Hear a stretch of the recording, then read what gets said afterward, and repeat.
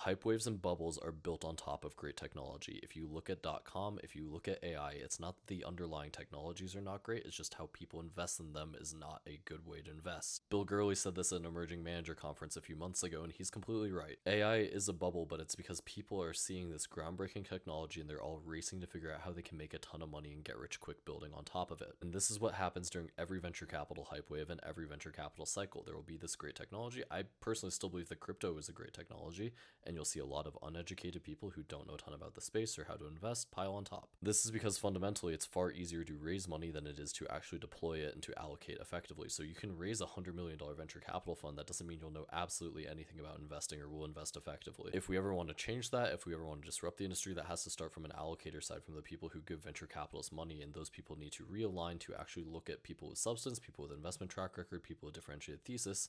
But that's really hard when you have a very not charismatic person who knows what they're doing and a very charismatic person who does not know what they're doing. For an allocator, it's far easier to back a highly charismatic person necessarily who doesn't have that experience, because that person will present well, they will present well to your board, your investment committee, and it'll make you look good for the period of time. And then by the time that that person doesn't have returns, it'll be too late for anyone to blame you. Now, the only way that I think we can end up fixing this is by a generational cultural shift in venture capital to transparency, to honesty, and to values-driven underwriting, to actual fundamentals-driven underwriting. But the fundamental problem underlying all of this, frankly speaking, is nobody knows what actually makes money in venture capital. There's no one formula to do it. And even more problematic, a lot of the things that would have looked like really dumb ideas ended up making a ton of money. Like SpaceX might have looked like a really dumb idea 15, 20 years ago, but obviously they're making a ton of money right now. Realistically, we need a venture capital revolution, and that's the only way we're going to have the cultural shift necessary to reallocate capital and to stop getting stuck in these hype waves. Otherwise, it'll just be cycle after cycle after cycle until I retire.